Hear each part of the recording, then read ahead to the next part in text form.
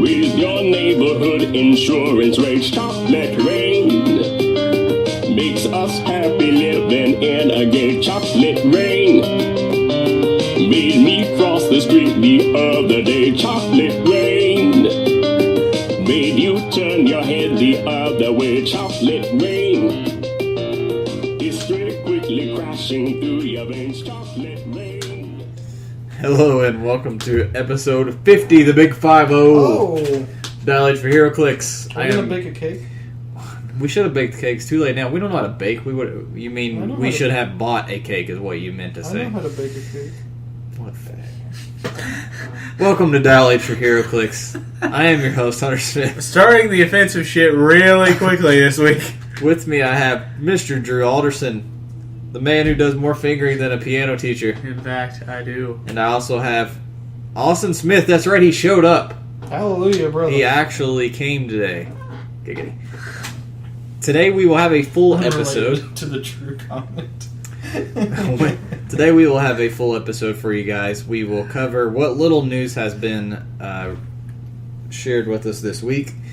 Talk quickly about War of the Light Sealed. We'll kind of go through each piece, and that's in Wave 1 because there really isn't that many different pieces now that I think about it. Talk about sealed potential for each of them. Then we will, of course, have Drew Silver Age Value Corner and talk about community and some comics this week as well. Let's start off with news as always. And I will just quickly say, I know we talked about this last week, but if you guys haven't seen the results from Origins, you can go to Heroclix.com and go to the 2014 U.S. Heroclix National Champion article, and you can see listed there the top 16, just top 8 teams that placed at Origins this year. And I just bring this up just because if you haven't seen it yet, take a look at it, and we will be talking about these teams the next time we do a full episode, which will be 52, which will be our 1-year anniversary and our video podcast. Live. Very first. Not live. Dial H for Heroclix live on YouTube. Live, but not really live. Can I bake a cake for that episode? Sure, bake a cake. Woo! Bake a cake, Austin. We'll be talking about Origins and kind of the new state of the meta, and then talk about how we think these teams will change now that at that time, basically right when we record, the meta will have the Modern Age will have rotated. So we'll talk about how that will affect some of these teams that just did really well at Origins. Chaos War is going to be moving to the retirement home. So look forward to that in a couple weeks. Another news, we got some retailer assets were found on Heroclix.com for the Yu-Gi-Oh! OP kit. Yu-Gi-Oh! OP kits, it just says, let's bring it up here, month 1 for the Yu-Gi-Oh! Battle of the Millennium storyline OP kit. So we assume there will be multiple of these. Each OP kit is designed to support up to 10 players.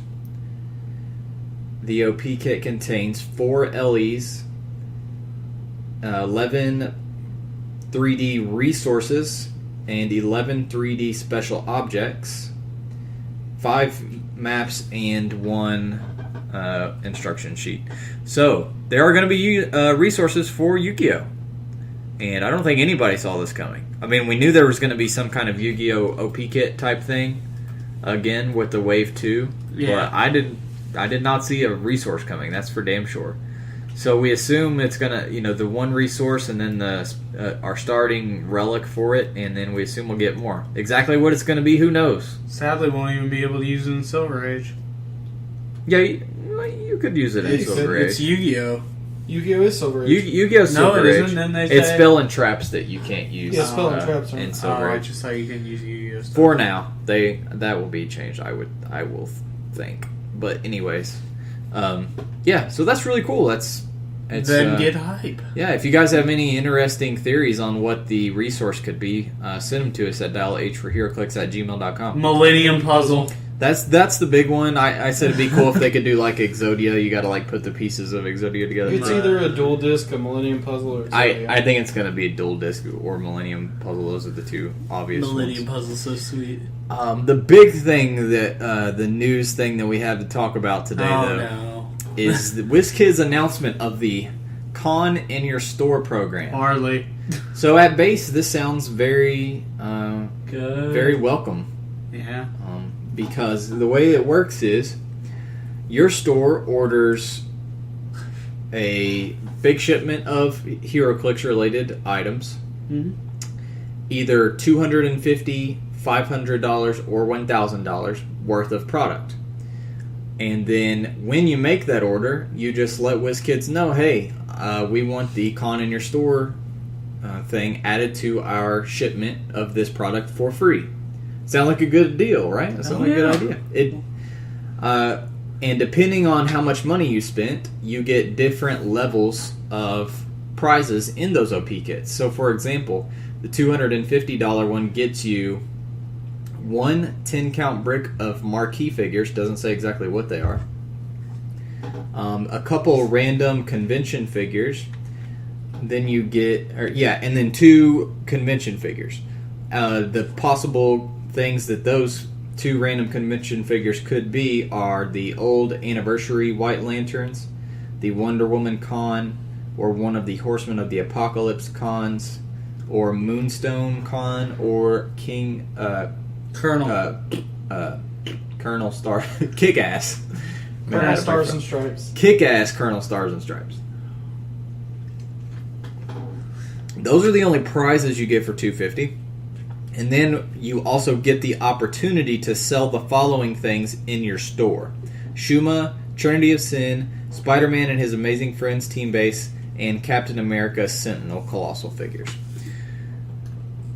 And then at the 500 point level, you would get 2 of the smaller kits, 1 of the 2012 holiday figures, White Lantern Batman, Mephisto, or Holiday Elf, a Star Trek Attack Wing Con promo card set. Okay. I don't know if that's just a card. I don't know what that exactly is. There are officers that you pick as pilots in Attack Wing. Okay. And so there's a bunch of promo ones. There's and then you get 2 random 2012 cons, 1 random 2013 cons, and then you get the opportunity to sell those things. And then if you spend the whole $1,000, you get 3 of the small little kits, 1 each of the 2012 holiday figures, 4 random 2012 cons, 2 random 2013 cons, and 1 each of the 2013 holiday figures. And this is the first time we've gotten official confirmation on these. We have Red Rain. 2013. Yeah, I don't know why it's 13, even though it's going to be 2014 before they come out. But Red Rain Batman with Vampire Batman. So these images we saw are actually legit. Vampire Wolverine and Krampus, who we did already talk about on the podcast. We talked about him a lot, actually. Yeah. The sculpt for the Krampus is great, but the Batman was terrible. Really? I thought it was okay. It was okay. It's so glossy and weird looking. I did not like it. Yeah, So you get 1 each of those, and then you get, here's the big one, 1 complete set of the DC Heroclix War of the Light 2014 convention exclusive construct objects. Oh, God. Parentheses, 56 pieces. So Oh, there are going God. to be 56 different constructs that are con exclusive. Fuck. Are you shitting me? How many different colors of lanterns are there? 7 or 8? 8. Hey, So that means there are 7 unique constructs. Wait, per no. 9. 9? Yeah, there's 9. White, black, green, red, orange, yellow, violet, indigo, and blue. Yeah, 9. You are fucking kidding me. So you thought that 6 utility belt pieces was bad. How about 56 This is relics? This is so stupid. I'm wondering if that's instead meaning so many, like 56 total, or is it... It says 1 complete set of the objects. Oh, 56 pieces. pieces. Well, And then you get the opportunity to sell that stuff. So, it still sounds like a good deal for $1,000. Yeah. Now, granted, this is store price, so this is what it would cost the store, not MSRP $1,000. So it's actually a lot more product than you would think. So, why are we not crazy about this? Well, I was crazy about it until I saw the little detail at the top Yep. that what you order has to be off of their qualifying list. of products. So let's look at the list of product that we can use to use this. BioShock, Pacific Rim, which is actually the only tolerable thing on here. GSX Super Booster. GSX Super Boosters and Fast Forces. Man of Steel, Teen Titans, Wolverine the X-Men Gravity Feed, not the main set. Star Trek Hobbit Starter Set. Invincible Iron Man Gravity Feed. Batman 60s, Arkham Origins. All the little things that are already probably stuck. Mage Knight. You guys did not buy enough Mage Knight. That's an amazing, wonderful set. But anyways, Mage Knight and some courier stuff.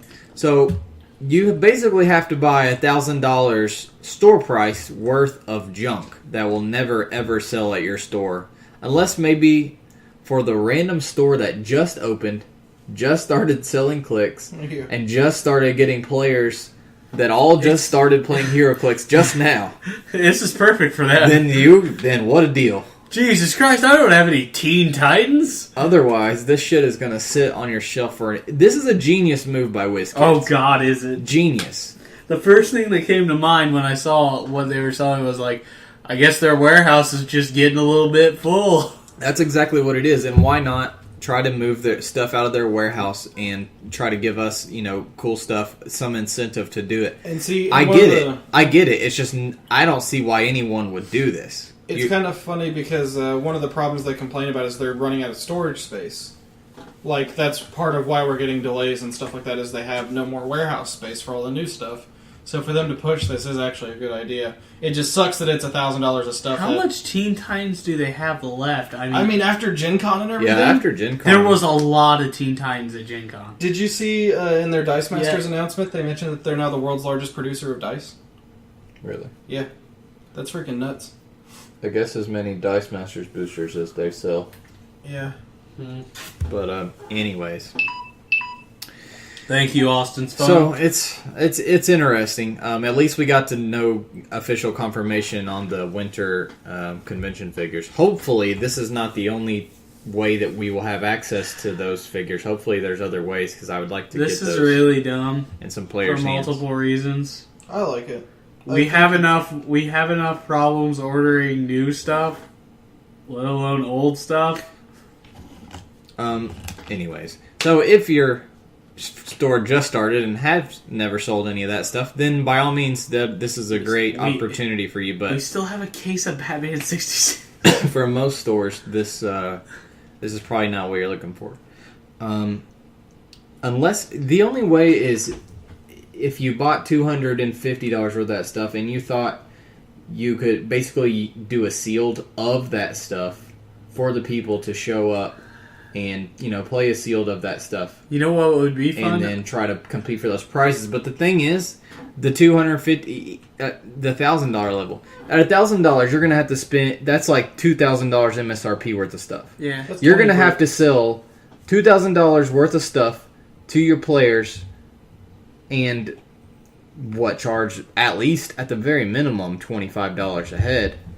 That's 80 play. Yeah, $25 each. You'd have to have 80 players to get the money back, and then you would have to. And then, really, do you have that many players? Do you even have 20 players who want this stuff bad enough to pay $25 a buy-in? Because honestly, I'm not that impressed with the prize. You know what would be really fun? Thanks. Like a GSX Super Booster draft. Just have Colossal on Colossal action. Well, what's the MSRP on the GSX Super Booster? 20?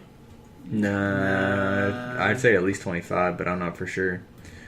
I don't know, because nobody wants them anymore. They're not on the shelves. Yeah.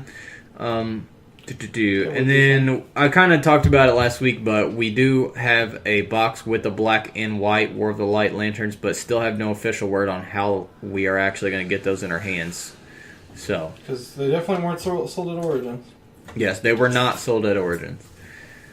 All right, and then that is it for news. We're going to move into the main topic where we will be talking about War of the Light. So we just got back from a War of the Light event. Oh yeah, I did terrible stuff. We did 400 points, figures only, no resources or anything. And let's go through the pieces that are out in these boosters, talk about whether you should play them if you pull them, and Let's do it. kind of how good they are. So first up is Orange Lantern Construct. It is a common, and honestly, I think it's pretty good. Oh, I think it's great. For only 35 points, there's a lot of times in Constructed that you need something that's 40 points or less. Yep. And not only is it just a good, cheap little figure, it has barrier and plasticity. That's why I would take it. For 35 points, you get a flyer with barrier and plasticity, so it's definitely worth If he's playing. in your boosters and you've got like 40 points left, He's your only option in this set. He's your only thing. And there's a few things to bring up that we'll get to later, but this set is a lot about playing powerhouse piece versus powerhouse piece. Mm-hmm. And having a 35 pointer that can lock up your opponent for a turn with a barrier to keep them from doing anything or keep your piece safe. And plasticity to make them not take the I'll chance. counterpoint I'll counterpoint you later, but just be Okay. aware. I mean, it depends. It all depends on what point cost you're playing. But continue. Well, they recommended 300. Yeah, they recommend 300. I think most people do 400, but anyway. Sinestro Core Recruit. He is okay. He's one of the meh pieces, I think. He is definitely not the best. I almost played him to fill out a theme team because he isn't bad for a running shot pulse wave too, but having a 9 attack on top click kills him for 50 points. Yeah, it's like they were like, okay, we're gonna give him pulse wave, running shot, and 9 attack. And Give the guy a 10, and he'd be infinitely better. I say he's a must play because even his minion trait that triggers it still only bumps his damage and not his attack. So he still only has 9 attack. Yeah. Indigo is not in It's this the odd number set, ones are the right? ones that are in the set. Yeah. Okay, Green Lantern Recruit. The chef. He's also pretty meh. The I think. chef. Yeah. I love this guy. Broccoli head. Mm-hmm. He's pretty meh as well. He's definitely not good. He's 50 points. He basically, what you would use him for is basically a line of fire blocker. Yeah. I think, fly in. ESD. He has a 16 ESD. Kind of annoy people, but for 50 points, you've got He a does lot. have willpower. Yeah, you got a lot better uses though. Definitely, the Orange Lantern construct is one of the better. Then we have Blue Lantern Yeah, Recruit, the Who best. is Who is the best? the best. Not only the best recruit, but one of the best pieces in this entire set. He's Sealed Aura Construct ridiculous. for only 50 points. And don't be fooled at a glance. When I opened my pack, I didn't realize I pulled him because he's like a yellow leopard person or something He's like that. awesome. But at first I was like, oh, he's a Yellow Lantern Recruit or something like that, and I just ignored him. And then I realized, oh, I've got a Blue Lantern Recruit. He has Perplex, TK, and Enhancement for 50 points. Plus he's a flyer, which in this set won't matter as much, but in Constructed is really, really good. Or if you're mixing sets, if your store has to do one Word Light Booster, one something else, then he's even better for carrying it as well. And then next 2 clicks have Prob, and then the last click has Support. He's freaking sick. I don't know what else you want for 50 Support points. Support with a 10 attack. And a 14. Oh, damn, it's not Defend. If it There was is 10, there is a piece in this set we'll get to later that has a 14 Defend with their support. Yeah, I mean, what more do you want? Perplex, TK, Enhancement for 50 points. Can't do much better than that. he's great. The Controller Construct, which is also a Orange Lantern type thing, is also pretty good for 55 points. It too has barrier and plasticity. It has phasing, and it has a little bit higher defense with the 17 energy shield. So this is a slightly more expensive version of the Orange Lantern Construct. Personally, though, I still think the Orange Lantern is better for the points. I do too. So out of your common constructs, the real key ones you're looking to pull and you're wanting to play, if you pull them, are the orange and the blue. The blue by far. Yeah. Hunter, would you say that the biggest travesty of this set, however, is the fact that Glommy is the Orange Lantern Construct and he is yellow? That is true. Glommy The looks... sculpt is yellow. Glommy is so yellow. And I wish they would have just called him Glommy. Or said Orange Lantern Construct Parentheses Glommy. Hal Jordan. Now, we have... In this set, we just have the orange and blue at the common slot. The orange is not bad. I haven't played him, but looking at his dial, he's not bad. He is nearly identical to the blue one, by the way. This is the... Yeah, he is pretty much. This is the one we said is 88888, like 8 range double bolt, 8 movement running shot, 88 points. he has energy. All you really need to know is running shot, energy explosion with 8 range double bolt, And gives willpower to adjacent. and willpower. And then late dial, he turns into a little bit of an annoyance piece with plasticity and poison for 3 And clicks. barrier. So he's decent. He's not. If you need a little filler around his point value, he's not bad, but he's also not, oh shit, I pulled him, I need to build my team around him. He's not really worth it. So Drew, what were you saying about how Blue Lantern? He's not bad. He starts off with nearly an identical click to his Green Lantern or his Except he's got 10 movement instead of 8. Yeah, he's got 10. He's got 1 less range, and he's got 10 movement.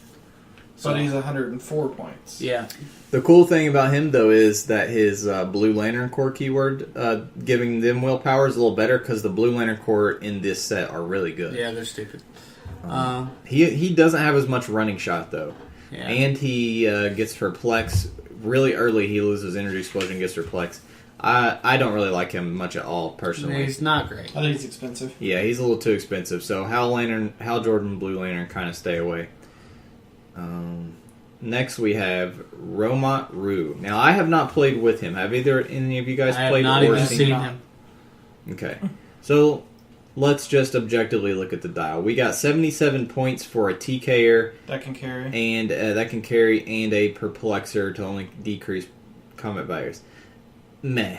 Meh. He's got a very compared meh to dial. some of the Blue Lantern pieces that we already have talked about and we will be talking about, this guy's pretty damn meh. However, the prime version of him. Prime version is Tomar 2, and he is a fucking boss. Oh god, he's amazing. You have to play this. He's a If bomb. you pull him, you're playing If him. you pull him, you play him. We had a new guy play today, and I sat with him on a lot of his matches and helped him. And honestly, the first one I pretty much played for him, and I was amazed at how good Tomar 2 is. The main thing being that 9 range. On today's maps, on the month 1 maps, he can't quite take as advantage of it as he could normally. I thought the flip side had the good capabilities for it. If your opponent gets map choice and pick the flip side, and you pick the down at the base of the stairs, you have a great range capability down there. But if you're stuck at the top, no, you definitely don't. He comes with a construct that you can attach to him for free by paying his point cost when you build the force. And I did allow people to do that. So as long as your venue allows people to do that, he is way worth his points. Because That net is so good. the construct gives you a free action smoke cloud for only 2 markers. And then people who are in it must roll to break away to move. For free. From 9 squares away. It's ridiculous. He also has running shot, pulse wave, and then he has willpower as well, 18 super senses, and he can use outwit as long as he's not next to anybody else within 3 squares. So great. And then mid dial, you really want to keep him top dial though. That's the only bad thing about him. He's a little, I don't want to say finessey because he does have move and attack, but you really do not want him to get hit because after that I qualify move and attack and pulse wave as finesse. I mean, you know. At mid dial and late dial, he's not as good. Yeah, he's really not. You really want to keep him on those top 2 clicks, but he's a great I don't piece. know. He's actually not I bad. kind of like. I'm his not saying mid-dial. he's bad. He's I'm got just saying precision strike and he's, RC. he's kind of a sitting duck Yeah. once he gets to What's the his middle. movement power? Power action, choose an opposing character within 6 squares until your next. He becomes. It is What? good. Yeah, that power is good, but every time I saw him, he played. He got hit knocked right past it. Yeah. There's a lot of heavy Oh, hitters in that's this set. true. But I mean, like I was just thinking, I was like, man, against like a weaponer of cord or something, you could lock it down with that. Next up is another really good piece, Aricia. I saw played today. I shouldn't say really good, but She's well pretty worth good. the points. Yeah. Yeah, she's pretty good. TK and sidestep, 75 points. TK and sidestep, and then willpower with the Lost Lanterns outwit. Now this chick, you really do have to keep top click. Because after that, she's like a random roll the dice on what powers she will and won't have, and she's really not worth it. So as long as you keep her top dial, she's worth putting in I your for booster. one love that late game TK. If you pull her and you need a 75-ish point, somebody in her point value, she is definitely worth putting on your team. Boudica. What do you guys think about Boudica? I haven't seen her play. She's pretty I decent. played against 2 of them today actually, and they are really good for their points. She's your basic, blades piece. My first match was against someone who had 2 of them. Yeah, she's a straightforward charge blades piece, But what's really painful is the fact she gets outwit. And what happened to me was one of them was off on its own, outwit my defense, charged blades, and the other one charged blades didn't. It was just painful.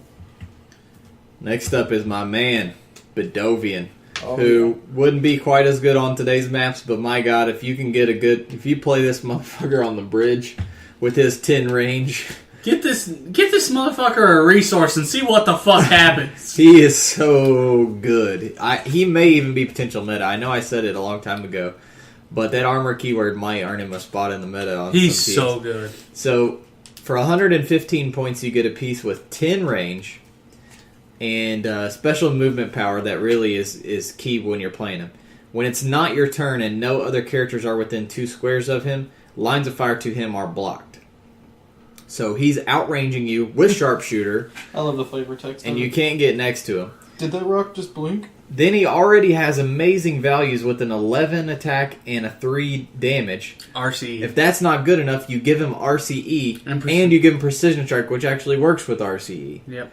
10 rage and negative perplex. Only thing the cat's missing is willpower or running shot. But my god, throwing Null's Hammer on this guy in Constructed would be disgusting. But even without Constructed, even in Sealed, he is just a perfect sniper. This is your sniper. Fuck it. Give him a Gregos and just make him fucking huge. He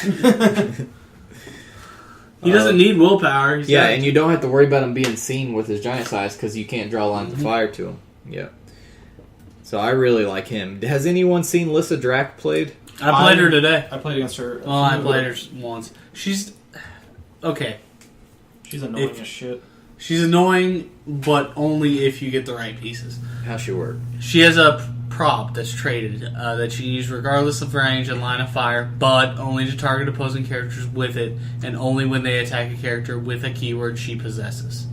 So she gets it's a defensive prop that only works on to help friendlies that have Black Lantern, Sinestro, or Monster. Black Lantern, and Monster. And Black Lanterns are not in Wave 1. Nope. No. However, Monster and Sinestro Core is pretty easy to But she also gets a special attack ability.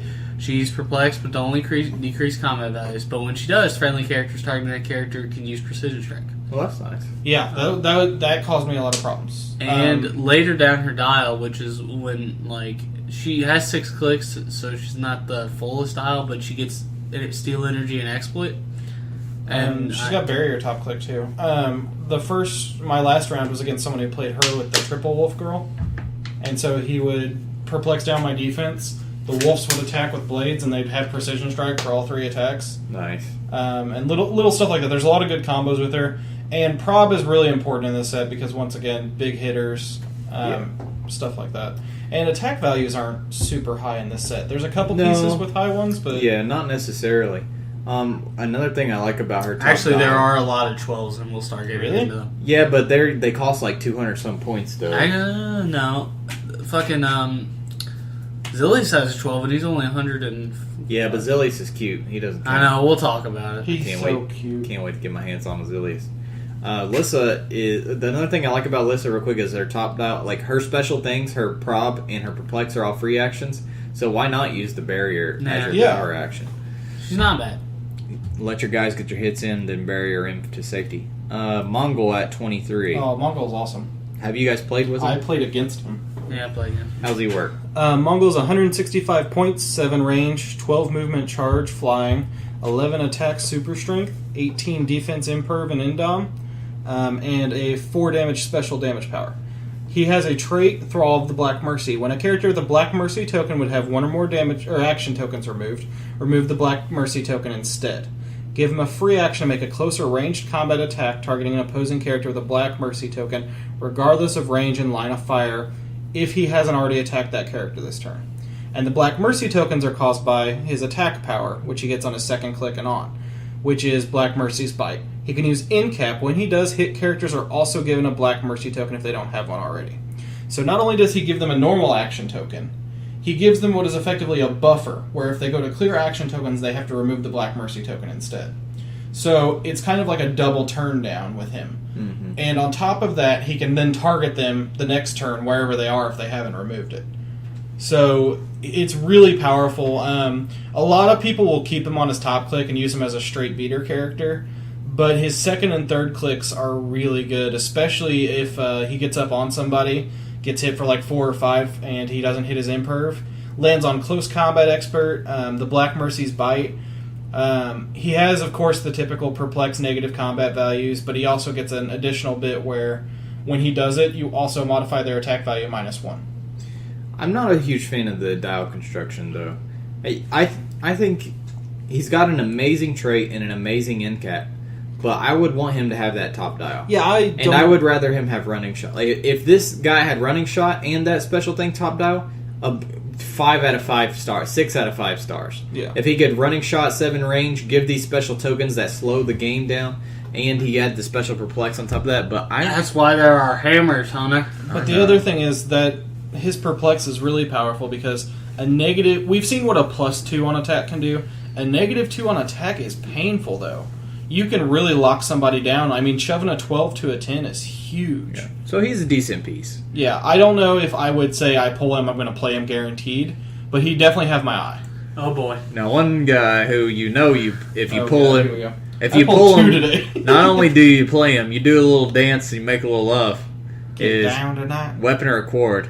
We've already talked about him ad nauseum, honestly, but at both point levels he's pretty good, but he's far better at 211. I do want to bring up, I do not recommend him at his half dial. Without a TK. Yeah, without a TK, I definitely wouldn't recommend him at his half dial. But I also wouldn't because the maps today were not friendly to him, I felt like. His capability to get around, even with a TK. No, the map that... the staircase in the that one was really friendly to him. It was a pain for me. I played that Really? all 3 times. Dude, like, he's a The beast. problem with Austin's, though, is if you're playing this guy at 135, you don't want the rest of your team to be Yeah. Oh, a, you were a playing big... on 135? He was Yeah. playing Oh, him, yeah, but no, then his other piece wasn't supporty. It was another big points Yeah. piece. If you played him and another 100-ish player and a couple supporter guys, then they would be really good. Okay, so when designing a piece, what if I came up to you and I was like, Hunter, 211 points, you're going to pull this thing. It's going to have full range running shot, What? full movement running shot, 10 movement. I think Drew gave this exact speech and this exact method when we first spoiled him. 8 range! What the fuck is How your many problem, bolts? right? How many bolts, Drew? Just to be sure. 2. Why would you... Just in case you want to choose in cap because you're a fucking idiot. Well, in But case you want to slap someone for 3, someone for 2. you don't. You want to choose penetrating psychic blast and hit someone for 8 with your stupid perplexes that you got from those blue lanterns because you're an asshole like me. Or choose super strength, pick up ultra heavy, and hit for 8 exploit with your 10 movement charge. Yeah, either way, you pull a weaponer of Quard, you play him. He's stupid. Next up is an interesting piece. Graf Torin. I'll talk about him. Alright, go ahead. Because I played him. So Graf has traded willpower. His most lost lanterns have their power on their dial, but Graf's different. His is traded. It's really good. He can use willpower with no friendly character. He can use outwit. This is within 3. He's got 7 range double bolt. Double bolt. He's got 7 bolts. The guy's good. Energy explosion all day, every day. Anyway, he starts off top dial with running shot and special attack ability, which I think is key in this set. This guy is actually... Oh yeah, he's a monster. Because I think this guy is actually a big player in this entire set because of this ability. He can, when he makes a ranged combat attack and actions resolve, place a web marker adjacent to each target that took damage from this attack. I'm sorry, I don't want to interrupt you, Drew, here, but did it say that you have to hit them, or did it just say when You have to deal damage. Yeah, took damage. Okay, because you just said... I thought the same thing when I first saw I was it. about to panic. Opposing characters can't make ranged attacks while adjacent to these markers and must roll to break away. Damn. These markers are only removed when there are no opposing characters adjacent to them, even if this power is lost.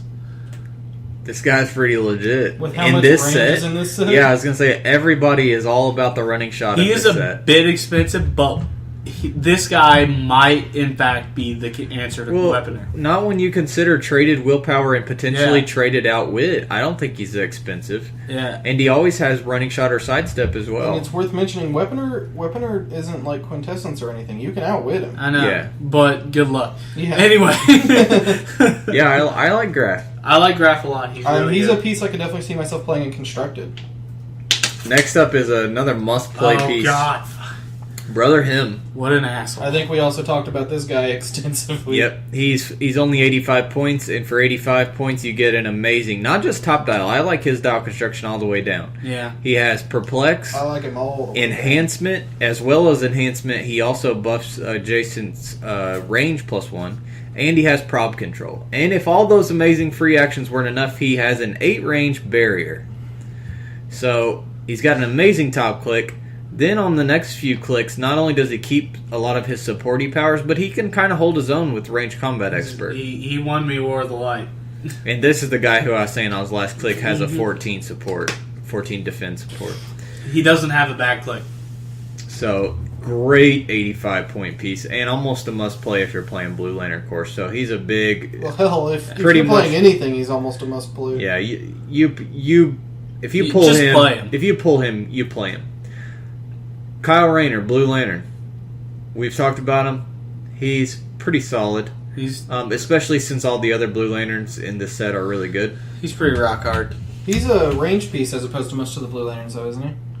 Yeah, Dude, Well, all the Blue Are you Lanterns serious? ranged. All the Blue Lanterns are ranged. Yeah, all the Blue Really? Lanterns are ranged. Yeah, except for... Do you Except for remember- Worf, sorry, that's Do you remember when we were previewing them? I'm sorry, I just think about Worf sometimes. One thing I do really like about this guy for only 85 points is having an 18 defend. Yeah. I like that a lot, especially with all the little constructs.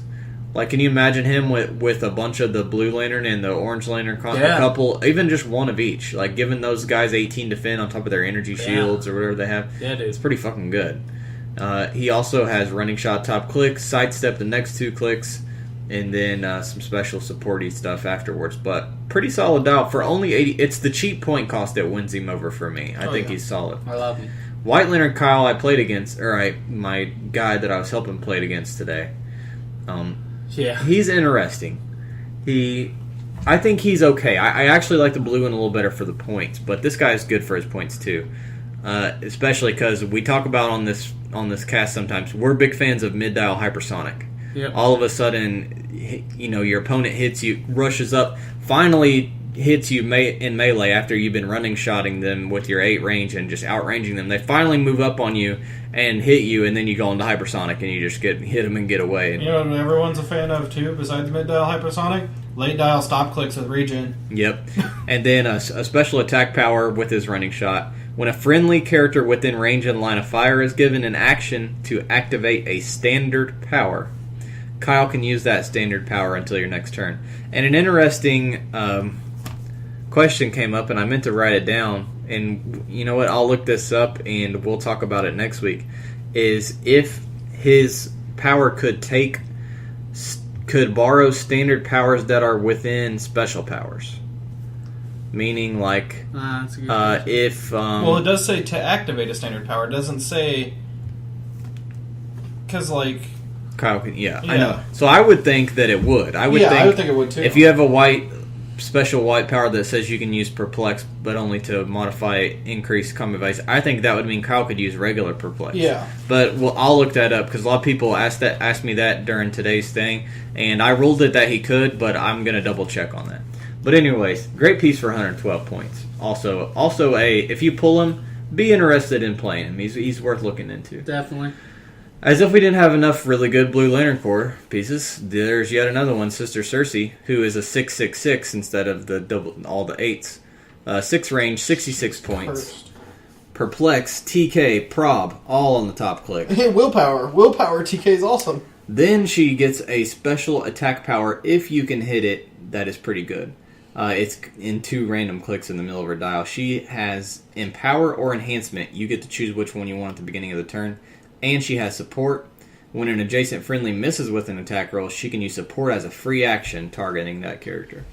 So, hi, I'm just going to support you because you missed, and then I'm going to normal support you because that's ridiculous. So here's the rule. If you pull a Blue Lantern in your pack, you play him. Doesn't matter what his name is. Don't look at that. Just look at what color the mofo is. If he's blue, you go ahead and put him on your team.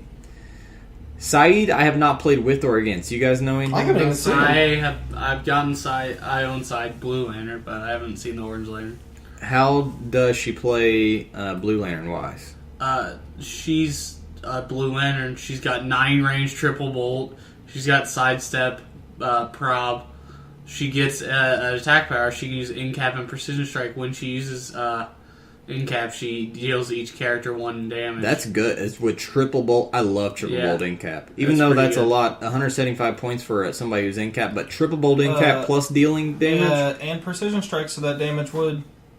They would have to take. They would have to take at least 1, unless they had invincible or something. But yeah, freaking sick. I do like that a lot. And then perplex only increase later dial and empower enhancement. She never has a back click either. I think she's a little expensive, but if you could keep her top dial, especially with the Blue Lanterns that have amazing support everywhere, keep her back and just keep freaking incap. She'd be a monster. So the Blue Lantern version's pretty solid. The Orange Lantern version has phasing, a 9 range, just 1 bolt, is up to 210 points instead, and she has 2 special powers. One is an attack power, where when she hits an opposing character, you can give that character a move action as a free action as if it was friendly. That could be useful. Yeah. Because it doesn't say it does no damage, so you'll still get to hit them and make them take the damage. And then you can get basically a free mind control, but for movement. And then she has special damage power of barrier and plasticity. When an opposing character attempts to break away from her and rolls a 1 or 2, or the result is 1 or 2, even better, because she has plasticity, so it's -2 from the roll. Mm-hmm. Give that character an action token, so you really aren't getting away from her. So but the thing is, she's a lot of points. Yeah, I mean, compare that to Weaponer. Yeah. Well, Weaponer's not a fair That's example. not really even fair, alright? He's too min-maxed. I'm just saying, this is a rare, and there's an uncommon that's the same point value. But she is Quintessence, though, which Weaponer is not. She does, I think the barrier plasticity is a huge thing, because if your opponent's playing a good split team, you move their one of their tertiary attackers up, lock them up with her. They're trying to hit through an 18 invincible, and then you barrier around them or whatever with someone else, and you keep them up there pound. Can we do ourselves a favor and not compare anyone to That's Weaponer? fine. I'm because totally if you just pick Bridge, and then is there anything that gives ignores hindering? Very select things. Besides night vision goggles. Yeah, night vision goggles. Give him night vision goggles. Fuck it, give him night vision goggles. Does he already have goggles? Is he wearing night vision goggles on the outside of his goggles? Put him on Bridge, give him goggles. Watch. They're not going to attack you before you attack them. I don't want to talk about this piece. Next up is a piece I think she's a must play. Oh, she's very good. Karu Sil is a rare, number 37, and she is a must play, I think. 95 points, and she's all about her trait. She comes with a little bystander token that attaches to her base, and it starts the game attached to her. It's called the Pack. When it's attached to her, she can use super senses. The cool thing is, you give her a power action to place it in an adjacent square. Okay, that's typical. The thing is, this thing's got amazing values for something that you're getting for just a power action. And when it dies, it instantly goes back on her base. That's the key. When the pack is KO'd. It gets 3 attacks, too. Yeah. Yeah, it gets there's specific wording for it. Yeah, it's a close combat action to make 3 attacks, and if it uses blades for those attacks, it decreases the d6 roll by -2, minimum 1. So the pack that's still nuts. The pact has sidestep, only a 14 defense, but it has a 10 attack and sidestep. And the cool thing is, as Austin said, it can use blades. It can make up to 3 close combat attacks as free actions. If you use blades during the action, decrease the roll by 2, minimum of 1. But the cool thing about blades is, when you do multiple attacks in the same turn like this power does, blades lock, so it doesn't take your -1 every time. So you could roll up to 12 damage. It'd be a range, a minimum of 1 to 4. It'd be between 1 and 4, 3 times with a 10 attack for something that only costs you. What a power would be action. nuts is if you play her with the chick who gives everyone precision strike that attacks that target. That's what I was just talking about earlier that someone did to me today, which was really good. But the other thing about the wolf thing is, you can push it to death and then respawn at that turn, and it can technically make 6 attacks in a turn as 2 different existences, effectively. Yep. It's really annoying. So Karu Sill's pretty much a must play, I think. She's pretty good for her little point value, and the dial's not bad either. She has Perplex to decrease combat values. When she does, speed's -3 as well. Then she gets Blades from time to time, Exploit from time to time. Good piece. Fucking negative Max Mercury over here. Crib, I don't like that much. She's not great. She's expensive, or he. I'm not actually familiar It's with her. It is she, okay. I'm not familiar with her in the comics, but I don't like the dial that much. It's 155. She's all about this weird trait. It's called Kidnap. When you give her a move action when she isn't within range and line of fire of any opposing characters. So she has to be hidden basically already when she starts it. After the move action resolves, you may place one opposing character into an adjacent square. If that character is 100 points or less and occupies a square she moved through this turn, she can then make a close combat attack as a free action targeting that character. Not that good. It would be okay, I think, if she didn't have an 11 movement. I feel like she needs more than that if you're going to take advantage of that. If she already has to be hidden, like nobody can be able to see her when she starts it for you to do it either. I mean, at least she has flying. And she's not going to be able to do it again because you're dragging the guy with you. And she has will, but she's going to be stuck next to you. You have to worry about breaking away. It's okay for nabbing pieces like... It's only 100 points less. She's not that good. Yeah, I just don't. I think she's too expensive. It's a fun. It's a neat power. idea. It's a fun idea. I like where it's going. I just don't like how it turned out. I would have rather, and I hate when they have dials that progress like this, where it's imperv straight to toughness. First click has imperv, then after that it's just toughness for 4 clicks. What makes it even worse is that it's a rare. Yeah, she's pretty meh, I gotta say. Parallax L. Jordan Is little overcosted. What do you think? Little. He's one of the big swingers for the set, but I don't really like him. He's not that good, and I'll tell you. Yeah, I think it's not that he's necessarily overcosted for what he has on his dial. Oh yeah. I think it's just I don't want to spend 250 points on one piece. I think that's what it is. You're just going to get out actioned. If they have penetrating damage, they're going to shoot you right through your imper. He has reducers all the way down. He's 9 clicks for 250, and these 9 clicks. He's effectively Hyperion's dial. He's a typical Superman Hyperion. He's got Pulse Wave, he's got Pinsai, he's got Running Shot. I almost think if he had Pinsai on his top clicks, he'd be better. Because then at least you could take advantage of his range and sit back and pop off. It's not like he's bad, but he ain't good. And you just don't want to spend that much. I think that's the thing. Yeah. You just don't. It's maybe in sealed. If you're gonna do it in sealed.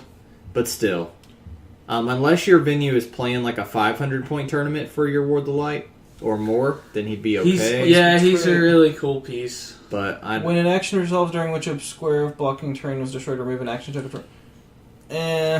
How often does that ever happen? He's not, like I said, that could be good. Oh, yeah, but you would have to combo him with a 50-point piece that deals 3 damage. Yeah. I don't know, man. I'm just not a big fan. He's not bad. He's okay. He's average. He's meh. For his points. Hanu comes in at number 43, one of the Lost Lanterns.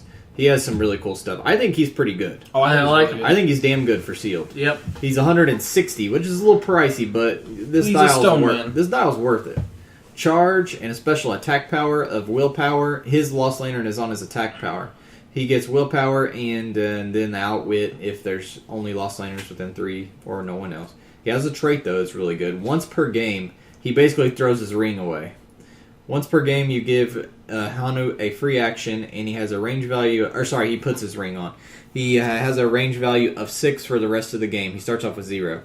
But until you put the ring on and get the 6 range, he gets +1 attack. So you're starting with a 12 attack. But 160 points, that's a lot to get a 12 attack. 12 attack, 4 exploit on second click. Yeah, second click he gets better because he picks up exploit. Third click he still has an 11 attack with exploit, 3 damage. I mean, this is a good dial. He's good. He loses charge, but he at least still has sidestep. I like him a lot. I think he's just your beater. He's the beater of this piece. He's the beater of the Lost Lanterns, yep. Brother Worth is okay. He's probably one of the. Sadly to say, I don't think he's bad. I think not bad. I think he's the worst of the Blue He's Lanterns. the worst Blue Lantern. But the thing is, it's not because he's bad. It's because the other Blue Lanterns are freaking sick. They're nuts. I feel like Worth, if you're looking for a good melee support piece, as opposed to a straight backup piece like the other brothers, Worth fits in that role well. Like I would run him with Mongol. I think that'd be a good combo at 260. Then fill it in with whatever. He's really good because he's the best tie-up piece you got as a Blue Lantern. He's got his Perplex to increase his own defense by 2. He's got Prob. He's got Charge Rippers. He eventually rolls on to Close Combat Expert and Empower. He's pretty decent. He's not great. And the only way you're going to play him is he can wreck because he's a Blue Lantern, and you're going to play him with other Blue Lanterns, and you're going to buff his damage up to a 6, and he's going to just poop on your face. I think he's just pretty average. I like him. I love the character. He's average. I don't like the naked attack power pretty- of his dial or the sidestep alteration. Yeah, he's just. I like him. He's just an average piece. He's Ganthet is, I think, very good as well for this set. Doc Ock arms, baby. Doc Ock Yeah. arms. For 175 points, he has Quintessence and 9 range, phasing on top click, running shot after that for a large chunk of his dial, with a really cool and really, really good attack power. Yep. If you time it correctly. Or sorry, I'm thinking of the other. You're I'm thinking of of somebody else, yeah. So you don't even have to worry about timing with this guy. He can use the end cap. When he does, after actions resolve, hit characters are each dealt his printed damage value, and until your next turn, each hit character increases its defense by the number of action tokens. So yeah, you do want to. That's what I thought. You want to get your hits in before you have Ganthet do his thing. Someone today played Saeed Blue Lantern with Ganthet, and it was pretty fun. I can imagine that combo, if played smart, would be nigh unstoppable. Like, that would just be a monster. He also has Perplex, but only to increase combat values. When he does, he can increase the same value on all friendlies within his range and line of fire. It doesn't say all other friendlies, so he would get the bonus too. Correct. Yes. So, pretty dang nice. It sucks he doesn't have movement attack top dial, but Blue Lanterns have enough TK to send him around. And like we said, in this Wave 1, there are a lot of... You almost always pull one Blue Lantern type support guy in one of your 2 boosters. Yep. Oh, yeah. It's almost guaranteed. So if you do pull him with one, I think you got to play him. I really am looking forward to the day when I play him with Doc Ock arms. First Lantern I have not seen played or I against. played him today. All right, Austin played him, went 0-3. No, 1 and 2. 1 and 2, I sorry. And I almost had the chance to do better than I did. So what did you think after playing I him? still like him. I think in 400 point he's viable. 500 point he's the most viable, of course. I would not play him at 300. Like, nothing could make me play him at 300. He has a trait where he removes all Lantern keywords from your opponents. So Lights of Drac, for instance, would lose Prob completely from that because her Prob states she can only use it to do if an ally with the same keyword as hers targeted. No one has the same keyword. She lost all her Lantern keywords unless they're monster. Mm-hmm. Stuff like that. It shuts down a couple different things in this set. I think it would shut down Theme Team probs. Yeah, it shuts because down they Team wouldn't Props. have the keyword at the time, so they couldn't Theme Team. They'll still get map bonus and all that stuff, but Yeah. then he has his first 4 clicks are pretty much the same. It's sidestep all down, invincible all down, and then a special attack and damage power. His attack power is Psychic Incursion. It's Energy Explosion Pinsai, which is amazing. Give this cat a hammer and let him go to town. Yeah. Shit. His damage power is Discover the Emotional Spectrum first. At the beginning of your turn, choose a color other than white. Until your next turn, any opposing character within range and line of fire can't use powers of that color. God. Hunter, what's his range? That's only a measly 8. Triple bolt, because triple bolt penetrating side blast with an energy explosion of 3 is ridiculous. Yeah, man. His bottom 4... That ain't good. He has Quintessence. His last 4 clicks, he picks up a special movement power called Mind Games. If an opposing character hits him and rolls his exact defense value, he can use Mastermind, but he can transfer the damage to any character within range and line of fire. Is it excluding the attacker? Excluding the attacker. Okay. Yeah, I played him today. I played him with a half Weaponer of Cord in a 400-point game. And what I would do is I would take Weaponer and TK him out. and then sidestep him to a position where he could get some good shots off. My rolls were garbage, or I probably would have done a lot better with him, and I do regret not playing support pieces like the Blue Lantern. I should have played the 50-point Blue Lantern with him for an extra 1 attack and TK. But he has potential in 400, 500-point games. If you're smart, you use his range to your advantage. You shut down powers like Pulse Wave or Pinside that come near him. And he's a good piece. He stops a lot of Super Alpha for like 6 damage. He drops it to 3 and he still lands on same powers. That price tag's just too much. The price tag is a lot. I would not play him in 300 for sure. If you're playing in 500, he is one of your best bets against a weaponer. And I'll tell you why.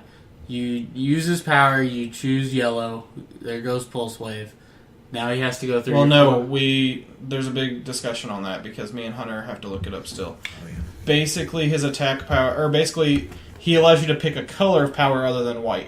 Just because you picked Pulse Wave, we're not sure if that means that it would work because Weaponer has a pick-a power from a white power. Yeah, well, I'm not sure how they would interact. Yeah. I rolled it today that if it came from a white power, they could... Still use it. It's up to however the ruling ends up. But that's why I played him today, was I thought he would shut down Weaponer. And if they rule that he doesn't, then he's substantially worse. Weaponer can still hit you for 4 damage. Yeah. Which will take you off of Invincible. And then Krona's number 51. He also is very expensive. Yeah. He has cool stuff. He can do special things. He can do special things if if he's dealing with entities. It's not going to come into play that often. He has no move and attack whatsoever for 245 points. He does have a really good stop click at the end of his 9-click dial. And he has a cool prop control, but I do not like the I do not like all. him for 245. Don't play Krona, honestly. Swamp Thing's good, and I'm very... Swamp Thing's very good. God, I can't wait to get my hands on him, I swear. God. Harry's pulled 3. What? Okay, hold on. We're messaging Harry. He cannot give that Swamp Thing away to anybody else but me. He won't. I need Don't it give in it my away, life. I guarantee you. I need it in my life. Anyway, Swamp Thing, 150 points. He's a very finessey. And that's what I love about him. He ignores basically everything on movement. He's like, I don't care about the map. He has a very badass trait. Give him a move action. After action's resolved, you may place hindering terrain markers in any clear squares he moved through.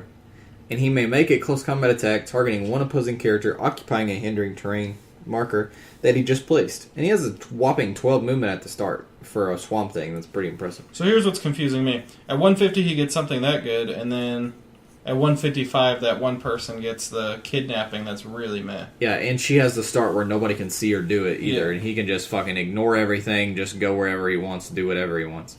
Swamp Thing. On top of that, he has a cool attack power. Once during your turn, you may choose air, earth, fire, or water. He can use the associated power. Air is TK, earth is barrier, fire is energy explosion. He has 7 range, by the way.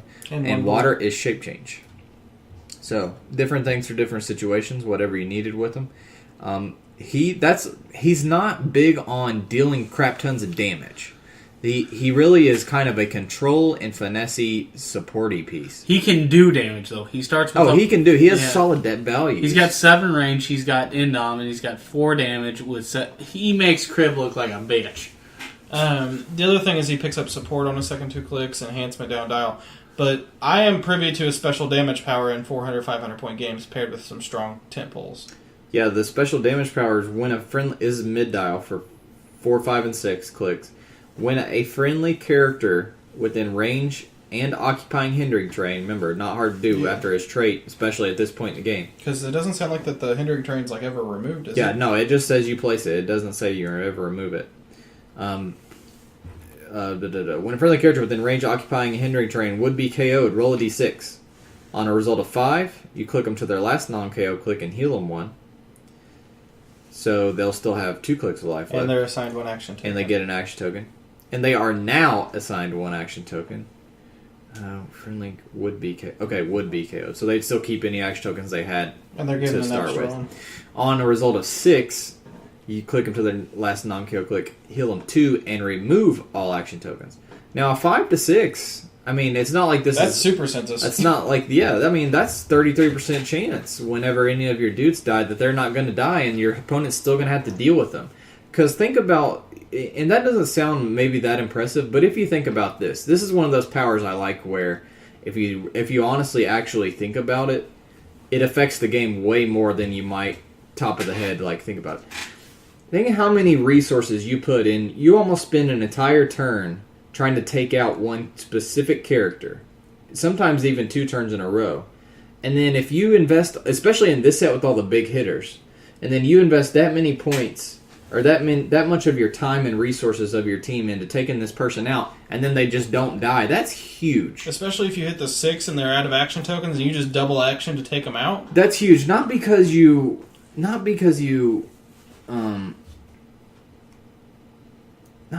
necessarily because now I can hit them for all this damage. It's just the fact that they just spent all their actions and time. And they used all their perplexes on attack and damage. They didn't use any on defense. You know what I mean? They used everything on trying to take that out, and you just for free just basically told them, no, it's not happening. I just think that's amazing. I think that in the game situation is way better than people think. I think someone needs to pair that up with Grundy. And on a stop click, and on a stop click at the very end, which can't be ignored, he has a 19 defense as well. So hold on, just a sec. Hunter, there's something worth noting here. First off, it doesn't say that can't be rerolled. What can't be rerolled? Oh yeah, the damage. The power. roll of d6 that can't be rerolled. Second off, there's no limit of how many times per game that could happen.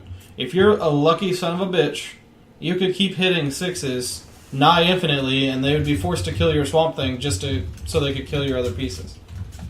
Yeah, I like them. If you pull them and you pull some things that you think would be nice that you could pair up with them, I think he's definitely worth playing. You need a little Swamp Thing in your life? Yeah, to quote Hunter to Harry, I need Swamp Thing in my life. Parallax, Kyle Rayner. Wait, Drew, you've talked about him. I like this one better. Give us a quick thought on Kyle Rayner. He's not bad. He starts off with an impressive running shot, 8 range, 11 penetrating psychic blast, 18 impervious, 5 damage with perplex that only decreases combat values when he decreases the same combat value on all opposing characters with an. He's basically reverse Ganthet in that. Yeah, which is pretty good. Yeah, I like this one better than Hell. First off, he's 15 points cheaper, which might not seem like much, but 65. Austin, that doesn't seem like much.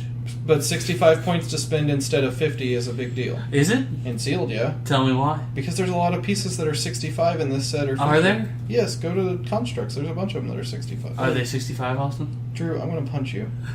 I also like him slightly better than Hal. Also, he has what I said that Hal was missing. Pensai on his top click. Okay. And does Hal have a 5 damage top click or 4? I think 5. Don't make me look it up. Don't make you look it up. Don't make me do stuff. It's a 5. Okay. He has 5 on top. Gotta have 5 on top. Alright. He's good. I like him a lot better than Hal. You can sit back. You can pop off a couple Pensai shots, split the damage if you want to, get a couple things down 3 or 2 clicks. Note, he also looks way fucking cooler. Yeah, I'm kind of sad the Parallax Hal doesn't have anything yellow to him. He has 2, not stop clicks, but 2 18 defense regeneration clicks with shape change. And he only has 7 attack, so you're going to have to use regen at that point and try to heal him back up. So maybe with the Sapphire Lantern that gives him Mystics, that might add a little bit of longevity to him. Dude, what's fucked up about this guy? If someone's really lucky, you roll a 3 on or a 5 on regen, then you roll a 6 on regen, you're back to top click. But again, he's expensive, and I just personally I don't like putting 200 and some points into a piece. I just think the pieces get taken down. I feel the same way. I do not like playing temp poles that much, especially temp poles with impervious. I want to say it. Impervious is really bad in this set because of Weapon Nerf Cord, and he'll just shit on everything. Next, speaking of temp poles, Superboy Prime, Sinestro Core version is 300 points. It is 11 clicks long. It does have an impressive top dial, I will say, but it's 300 points. It has a 12 hypersonic, an 11 attack with a special damage power. Superboy Prime's attacks generate knockback and opposing characters that take damage from his attacks are given an action token. That's nice because it's rare that you get good powers that combo with hypersonic, and that's something that they specifically made so that it would so that it would work with hypersonic. And this is the kind of piece that specifically, if it kept punching you running around a corner over and over again, you would literally, there's almost no way you could catch it. And not only that, he has a 9 range with that hypersonic as well. And that attack power doesn't specify that it has to be a melee attack. So he could stay really annoying at range. He also has a trait that's very good. When he's dealt penetrating from a character of 150 points or less, which the cheaper weapon Accord would qualify for, it can be reduced by his impervious and his invulnerability. He has, damage power of Perplex at random parts in his dial, only to decrease combat values. But when he does, decrease the chosen combat value by an additional amount equal to the number of action tokens on the target. And remember, so up to -3? A number of... By an additional amount. Yeah, an additional. So it'll be a -2 plus the one you already put, so up to 3. Yep. Gosh. I hesitate to say I kind of like him. I like his top dial. I do not like his mid, and I do not He's like very his bottom. flavorful. He's very good. You got on the right map. Oh, yeah. Maybe on one of the future maps, if it's real indoors and real annoying, he could be. I would well recommend him. That Green As Lantern such, man. I don't know. Now, for 150, I do really, really like him. For 150, you get the 9 range. You get the being able to reduce the penetrating damage trait still, and You lose the attack power. You get a really you lose the attack power, but you get super strength anyways. And you just get another, again, an annoying He hypersonic literally piece. has 5 clicks of hypersonic for 150. Yeah, that's nice. That's I mean, very he's nice. almost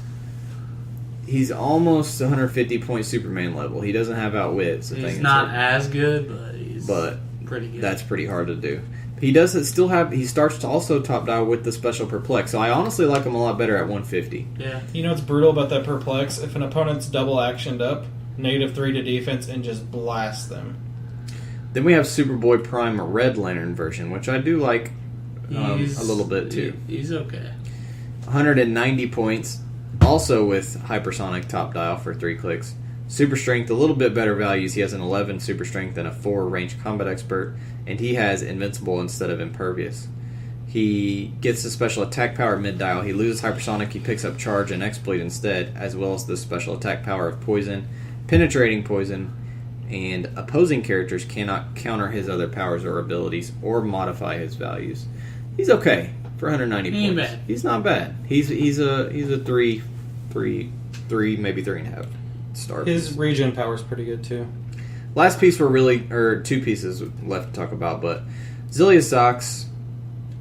Oh, I forgot he has special. Okay, so 4. Zillia Zox, did you play him today, Drew? Yes. This is my man. He's pretty fucking good.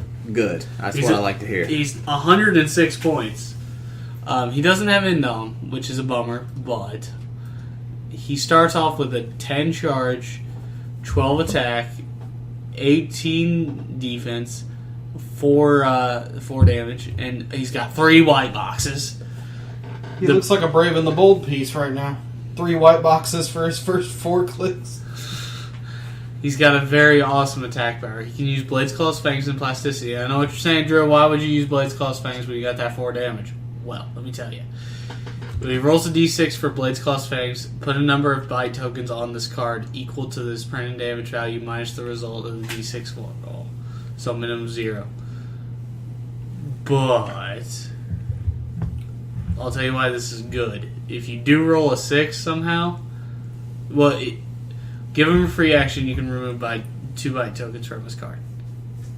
So, to make another close combat attack as a free action. Is there a limit on how many bite tokens he can have? No. So But you can only make the free action once a turn.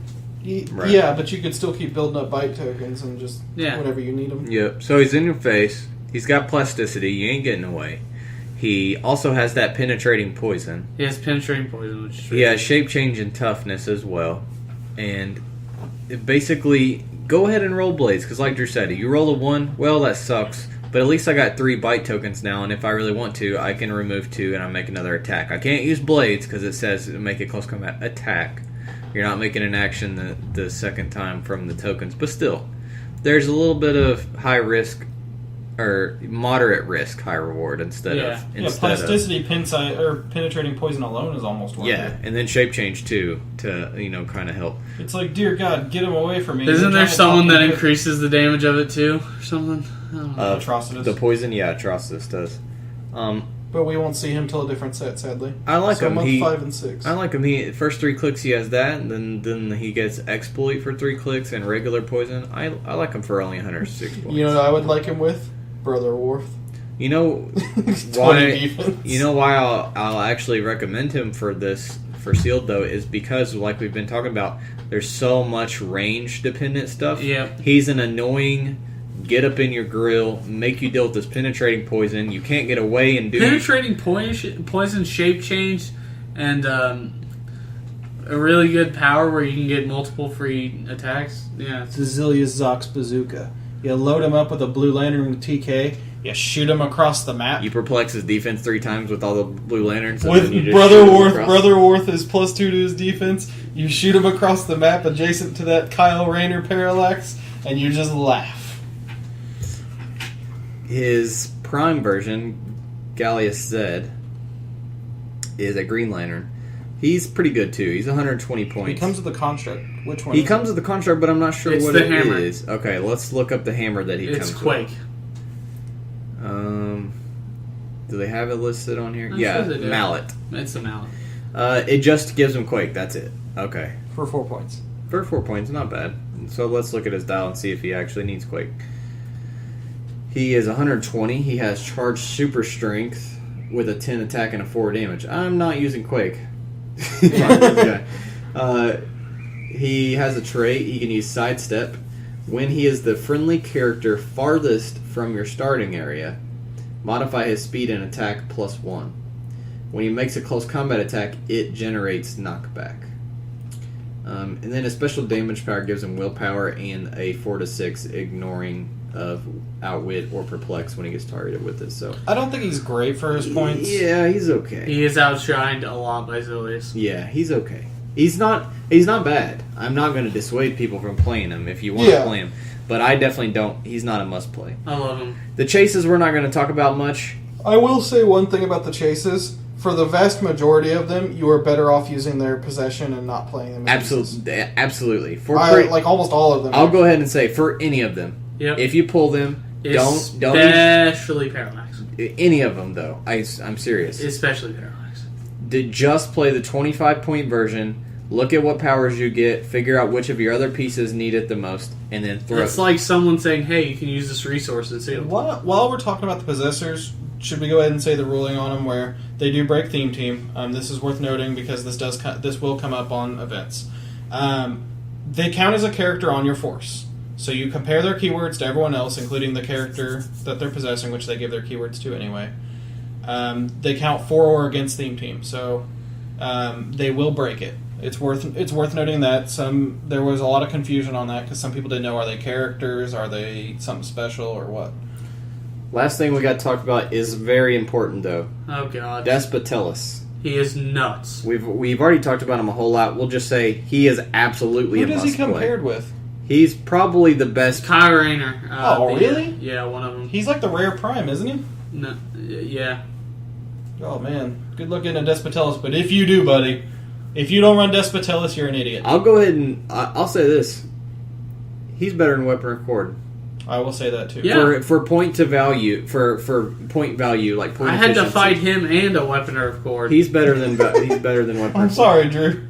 Are you able to sit down properly? He won, too. You ended up winning that, didn't you? No, I lost. No? I almost won. I almost killed the Weaponer. Today you played against us? No, I won 0-3 today. Like how excited Hunter was. You actually beat that, though, didn't you? I thought you did. The crippling defeat. I thought it was I played against CBU. Jarrison, yeah. Yeah, Despotellus is nasty. He's only 30 points. He's tiny sized with the 20 defense and 2 amazing special powers, as well as a really good special trait. He doesn't require, his trait basically keeps him in check. Yeah, opponents don't have to break away from him. He doesn't block line of fire, and he cannot have his values increased.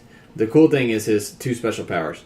When an adjacent opposing character is moved or placed, you can place Despotellus adjacent to that character after the action resolves, so you're not getting away from him. When an adjacent opposing character is KO'd, you can place him adjacent to another opposing character after action resolves, so he's just a virus. He has a special attack power as well. He can use poison. When he does, he can do it normally, or he can instead deal each adjacent opposing character penetrating damage equal to the number of action tokens on that character. You know what he's fun for? And it cannot be outwitted. Stopping Blue Lantern medics. Yeah. Run over there, jack with them, let them not be making ranged attacks if they need to. Let them keep taking your freaking poison. They're not going to hit with their 9 attack unless I guess they could triple. And then when they run back to heal, he poisons the medic and the person. If he's adjacent, they can't heal anyways. Oh, true, yeah, because he's technically a character. He's adjacent. He's an adjacent character for only 30 points. I mean, good luck pulling him, but holy shit if you do. Only 30 points. This guy can literally wreck a team on his own. So the absolute must-plays, I think we can agree Despotellus and Weaponer of Quard are the 2 must-plays. And Blue Lantern Recruit. Yeah, I gotta say, those are the top 3. If you pull those 3, you're playing them. After that, I'll say Carusyl's a must-play. I agree with that one. And then let's say one more. Sister Cersei. Who do you think's the best must? No. I'm sorry, Brother Him over Sister Cersei. Yeah, Brother Him's nuts. Yeah, I'm going to say a tie between Brother Him and Tomar 2. Man, that's hard. Can't we just say they're both must plays? Yeah, Brother Him and Tomar 2 are both... Tomar 2 you're not going to pull most likely, though. He's a prime. Yeah. But Brother Him's only an uncommon. Both of those are really good. And then Bedovian, Lyssa Drac, Graf Torin, Sister Cersei, Hanu, Zelia Sox. These are all ones when you go ahead and open your booster, go ahead and put them out because there's a real good chance you're going to be playing them. They're really good. None of them are that expensive, if you notice. So that brings us to the wrap-up of this segment is, personally, the best things in this sealed I see is don't play the big bombs. Don't play the big bombs. Don't play the 200-ish point guys. Aside from full Weaponer of Quard, he's literally the only one that's 200 or more that's worth playing.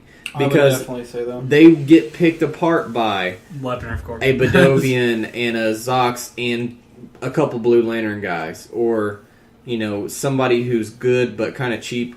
I guess Gantha is okay too, but he also wasn't that many points, was he? Or what is he, 160?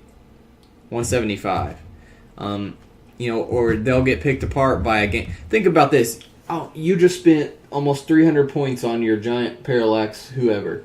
And then I have a 175 point Ganthet and a little TK, a Blue Lantern construct who cost me 50 points. My team was Ganthet, Sister Cersei, and a Recruit. That's amazing for 300 For points. cheaper than what you paid for that piece, I can keep it in-capped and deal it damage and keep bumping my defenses and have prob. And you bumping can my retake. defense, make sure the attack hits. She has prob. I have 3 perplexes. I increased the defense of everyone on my team. What you need instead of reaching for that 200 or more point piece, ignore that. Yeah, the sculpt's cute, looks nice. Set it aside. Don't play it. Build a team out of your pieces that are around 150 or less, and throw in a good construct center. I almost beat Weaponer of Quard with Ganthet. It was so close, but Despotellus is a dick. But go for a more balanced team. Oh god, Weaponer of Quard and Despotellus. I just said that. I know. It's like my brain represses it. Like I don't want to think that combo exists. All right, that takes us into our next segment, which is some people's favorite segment. They say Some people, everybody's. That would be Drew's valuable Silver Age Corner of Values. it's so valuable. Brought to you by Value City. Value City, No. Value City Furniture. So, Drew, Hi, what do you got for us today, buddy? got something special. I'm going to take you back to a little old set we used to call Web of Spider-Man, which is... It's like one of those sets... Wasn't it like Hammer of Thor where it kind of got the distribution? It was towards the death of WizKids. Yeah, they didn't Yeah. print as much of it. Yeah. Mm-hmm. So, they decided, hey, Wolfsbane is a cool character. And I'm like, you know what? You're right, she is. They were like, hey, let's give her every fucking keyword in the game. They were like, Animal, Excalibur, Hellions, New Mutants. To be fair, she has been on every fucking X-Men team ever. Yeah. And then the version of this is from her X-Force run, which is I love. She's got the black and silver. Yeah, she's great. She's got so top click, stealth, blades, shape change. What? Okay, you sold me, Drew. That's okay. How many points you talking? 65. All right. Yeah. You got my attention. You got my attention. I'm not hooked. So what? So just shape change? That's it? Well, you know. Why don't I just run up and punch her in the damn face? I'll tell you why. Because it's not nice to punch a lady. She has traded combat reflexes and super sense. Traded. Jesus Traded. Christ.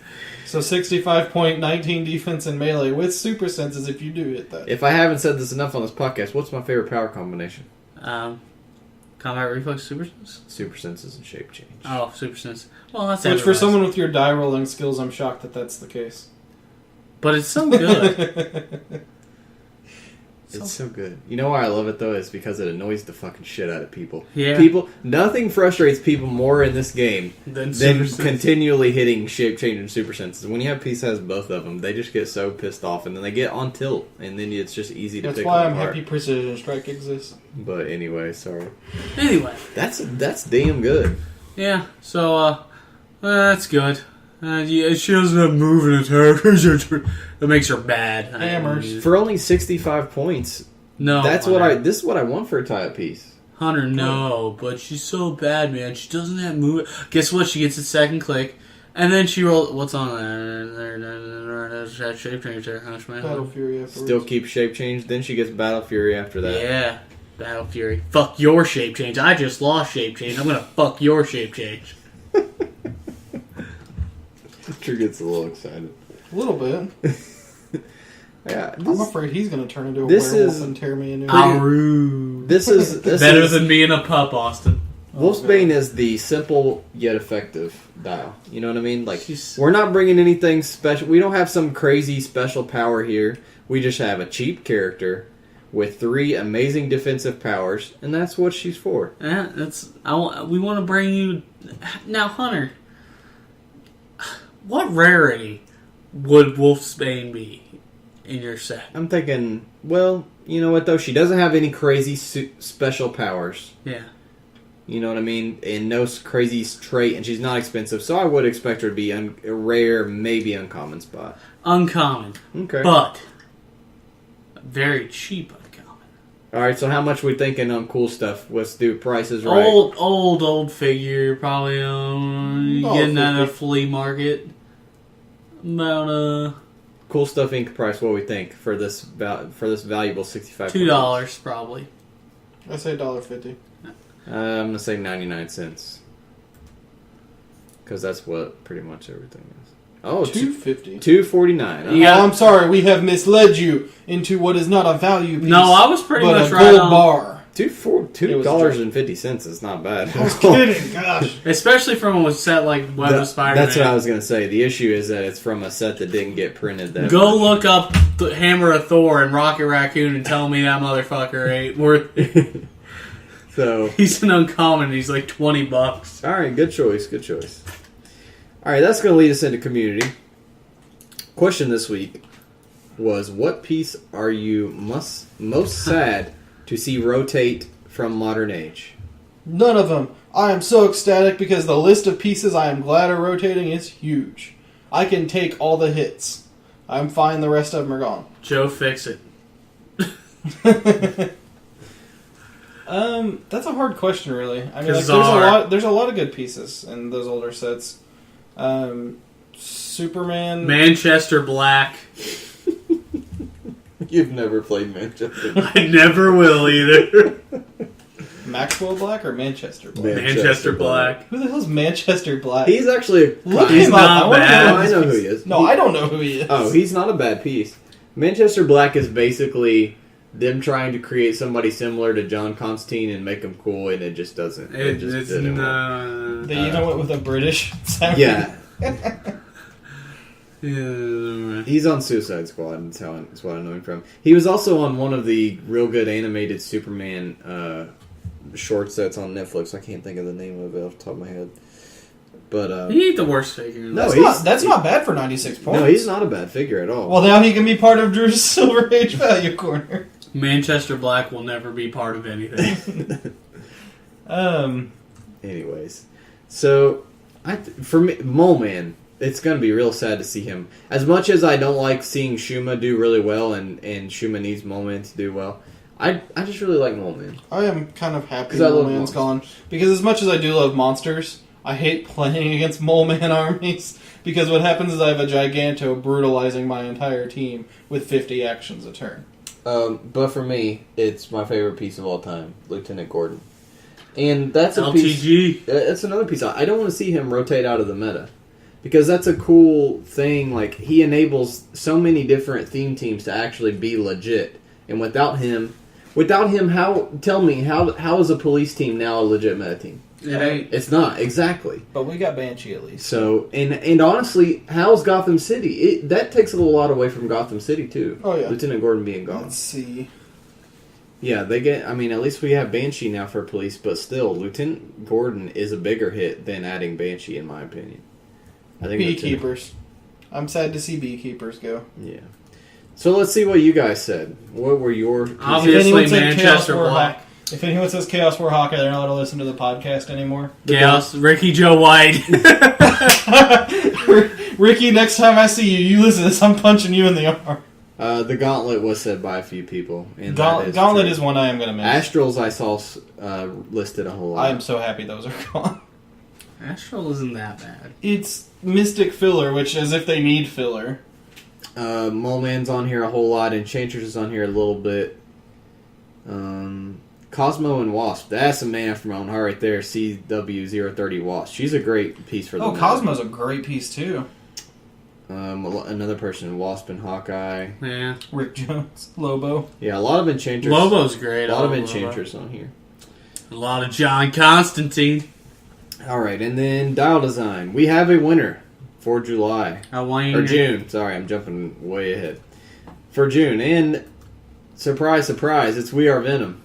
Who this now makes him the most winningest contestant in Dial H for Heroclix Dial Design that we have. Even over Swagnito and Battering, who've won multiple times. I can tell he's a listener of the podcast for multiple reasons with this dial. You know what sucks when this clever bastard wins? I have to ship his fucking poker chips to Canada, and it costs me an arm and a leg to ship them to Canada. You should just start saving him up for his multiple wins. Yeah, I might as well just wait till he wins again. This week was, as you guys may have heard, our theme this month was upcoming sets, and you had I gave you a list of keywords and a potential set. So we did the Flash, then we did Guardians of the Galaxy, then we did Flash. This time I didn't have much to work with. I decided to go with Yu-Gi-Oh! Since Wave 2 is coming out, and then with Hobbit 3, the movie. Even though that's not actually officially listed or announced, I assume they're going to do one. They did one for the first two. I do want to laugh because there's a couple of people on here who obviously picked figures we said that we missed out of the Yu-Gi-Oh! Set. There's a really good Jinzo in there. Yes. Then we get Barrel Dragon, and I gotta say... That Jinzo was well done, too. Oh, yeah. And, We Are Venom submitted Barrel Dragon this week. I love this piece. If they made a Barrel Dragon exactly like this, I would die happy. Drew could kill me, and I would die happy. You would both die happy in that situation. Yeah, we both die happy. He's 8 range, triple bolt, 200 points, 8 points if you take his spell trap.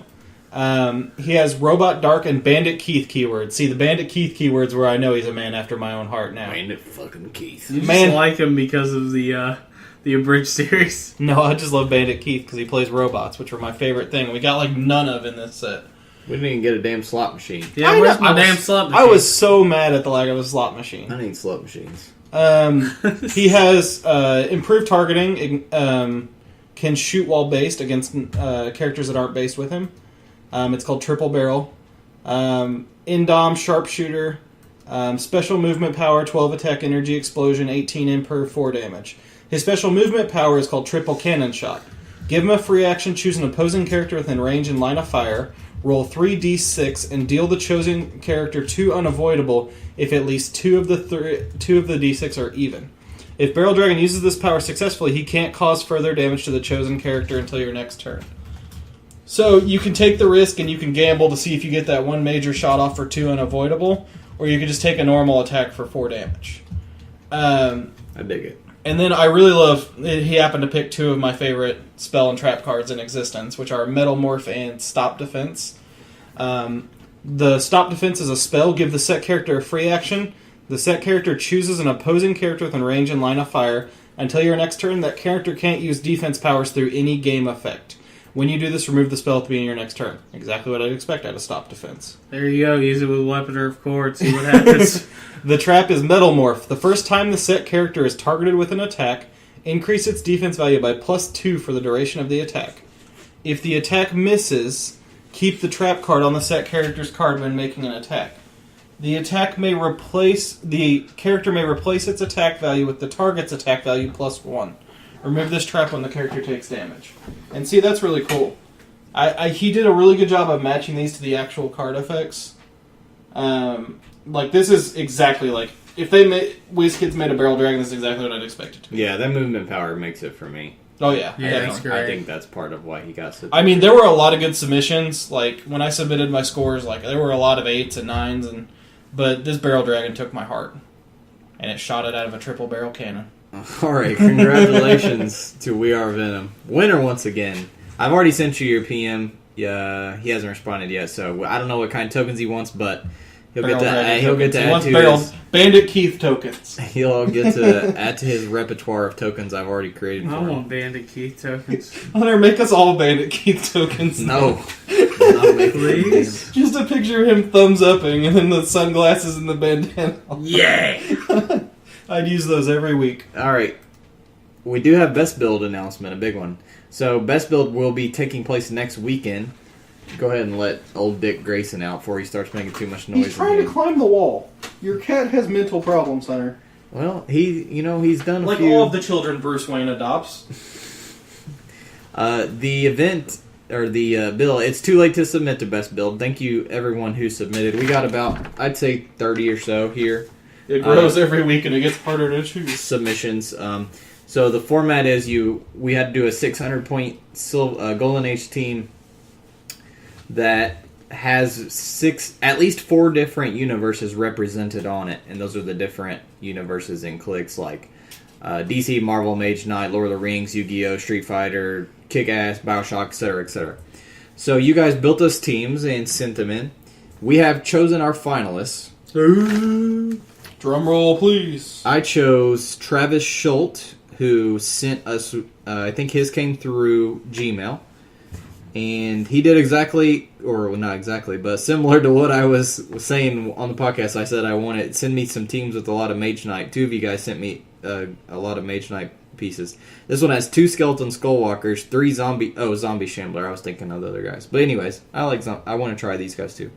3 Zombie Shamblers, Raiden Mars, which is the chase, Banshee, which I assume he means Wolverine the X-Men Banshee, Lieutenant Gordon, which I'm not sure why he has on there. Let's see. You mean Deadpool Banshee? Yeah, that's what I'm talking about. Let's see if he says Dark Knight Rises Lieutenant Gordon, my favorite piece. Unless he's just metagaming it and he just threw it on there because he knew I'd pick it. You could make Banshee for you. Banshee would be. I was thinking, would Gordon share a keyword with any of these other guys? Let's see what keywords Mars has, just to see. I don't think he is. Okay, yeah. So it'd just be for Banshee. But that would move Banshee up. Oh! I just got it. Yeah. Gordon moves up, which moves Banshee, and you choose Banshee as your boss for the Mage Knight Mage Spawn team ability. So every and time then that Banshee free moves every... my whole team is going to get to move for free, essentially. Yeah, okay. That's a really smart team. Nice job, Travis. So we'll see how that plays out. So that's the team I chose. Travis Schultz. Austin chose GL Stocky's team. I think he's on HC Realms where he submitted. HC Realms. It has Lex, the rare Lex from the anniversary set at 160. Neko Man King from Yu-Gi-Oh! Knifehead at the cheaper point value from Pacific Rim. That'll be interesting. I still haven't played Knifehead, so I'm looking forward to it. He has a really cool power. Hobbit Radagast, which Radagast I really wanted to play Radagast. Or wait, is this the new... This might not be... Okay, yeah. It's the Radagast I'm thinking of. Yeah, Radagast is freaking sick. And then you have somebody else. Shift Ravager, who I really like from Mage Knight. Then Drewster picked Spider-Ham, who I think also is from HG. Yeah, also from HG Realms. So he has a big animal theme team here. It's pretty great. Dogpool, Alyosha. Gotta have Alyosha on there. Falcon from the cap set, the real old one that comes with Red Wing. Squirrel Girl, who also comes with the little Monkey detachable Monkey Joe, yeah. Carousil from War of the Light that we were just talking about. Dogs. Who also has... You're going to have so many pieces on the board. It's going to be great. Catwoman, Batman TV Catwoman. So that has the detachable cat token. Beast Boy Pterodactyl. Okay, that doesn't have a Firewing Pegasus. And Desolation of Smog Woodland Creature Horde tokens. 2 of those little guys. So that's a cool team. It's got lots of detachable stuff. And you're going to have the Lion. Yeah.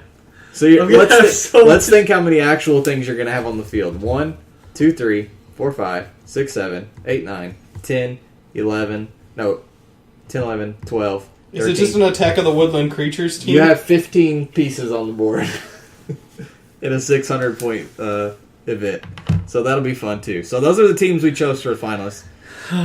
You guys will be eligible. Whichever one of us does the best, your team will win. We will be recording these matches. I will post them on our YouTube channel, and you guys can see that. Speaking of YouTube channel, I put up... I don't think I had time to do a video this week. No, I didn't. But I do have the Thunderbolts Fast Forces review up on there.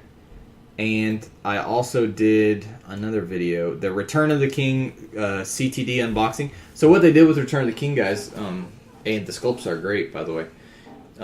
They only did 16 figures in the Return of the King, and it was a package and a gravity feed, 24 count.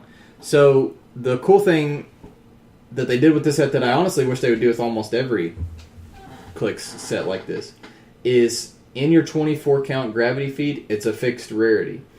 In this set, there are 8 rares and 8 commons, and I was like, that's weird. 8 rares and 8 commons with no uncommons and no chases. That's really weird. If you look at it here, it's a Return of the King. So yeah, they only have 8 rares, commons, and then goes right to 8 rares. So in the box of 24, 8 of them are 1 each of the 8 rares, and the other ones are 2 each of the 2 commons. That's pretty cool. Yeah, and 4 of the 8 commons are generics. So you get 2 generics of each, and then you only get dupes. I was like, that's That's nifty. nice. I wish every set was like that, honestly. So I was very happy with the pulls. If you guys want to see the sculpts and see some of the stuff, go to our YouTube channel, Return of the King. There was a comment on Reddit where someone was asking about a power battery video. Do we have any plans to do one of those? I'll be doing one first this week. I'm going to try to do probably later in this week. Okay. I just figured I'd bring it up if there's interest. Well, what I was going to say is, if I can get... I might swing by Game Preserve tomorrow, pick up my Green Lantern, my scenario pack or whatever, and do the review for the scenario pack and go over and do the rules for the power battery too. Yeah, actually, I'll save the rules for a separate video just because I really need to do a lot of research before I do that. This is true because there's a lot of freaking questions to that thing. So we'll do 2 separate videos. This week I'll do a review video for the scenario pack. And then next week, if I can make some time, which I should, I will try to do a full rules explanation video guide for you guys. Most places won't be using it until month 2, I would think. I know none of our places are using them until month 2. I'm kind of wondering if I even, like with the Book of Skulls, with Fear itself, I almost preferred when we didn't play with it. So I'm kind of hoping... Well, this is a lot different than Fear itself because the book is stupid. But the power batteries, I feel like there's going to be a lot of them. There's going to be some ridiculous combos with them. It's also there's a lot of shit going on with that thing. There's already a lot of shit going on in this set, period. Yeah, I think I may wait till at least month 3 for us. Actually, I'd do it 5 and 6. Yeah, we'll see. We'll see. Yeah, because 5 and 6 need something to spice it up. Oops, sorry. I made a lot of noise with the keyboard there. But yeah, we'll see. But anyways... For you guys out there who subscribe to our YouTube channel, we appreciate you doing that. Yes. And that's the schedule coming up. So next week I'll try to get up a review video, and then the week after I'll try to do a rules explanation for the power battery. If you really love us, you'll watch every video on our YouTube and subscribe. A lot of you guys... 3 times. At least. At least. Yeah, a lot of you guys do want a rules video, so I will get to work on that. You get to see Hunter's face and hear his voice. What more is there to life? What else do I have? Oh, I have a Gmail. Quickly, TJ Hamilton is the guy who I was talking about last week, who I said there's a guy who sends us... I was talking about if you guys had cool ideas for teams and... Well, of course, my phone just died. Why wouldn't it die when My I phone need just it? died too. I was going to pull up the email. Mine didn't. But last week I referenced that there was a guy on Twitter that was giving us really good blind owl things, and I couldn't think of his name. It's TJ Hamilton. So shout out to TJ Hamilton. Appreciate you sending us cool ideas to combo with blind owl. And then I had a Gmail that I wanted to read. Not that one. Here it is, from Greg Rico. He says, quick question for you guys. Love the podcast. I'm currently deployed for a year, and it really sucks missing out on all the awesomeness going on in Heroclix this year. You boys have provided the next best thing, in my opinion. While I'm unable to attend events back home in the States, you're the best, and keep it up. Now, when I get back home, where can I mail my Rocket Racer and Holiday Killer cards so that Drew can sign them and slap his value stamp on them? Yes! This is the best day of my life.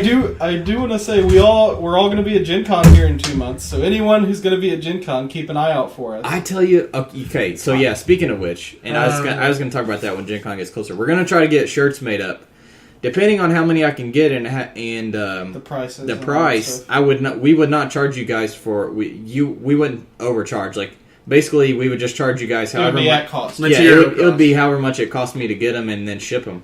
But if you guys would be interested in some shirts, we may in the future be able to do that. But yeah, we are going to try to get shirts in time to wear at Gen Con. So if you see people in Dial H for Heroclix shirts, be sure to stop us. Drew, we need to get you a rubber stamp. We're gonna set them up at a table, and we're gonna have Play Against Hunter, and Drew will stamp your Silver Age figures.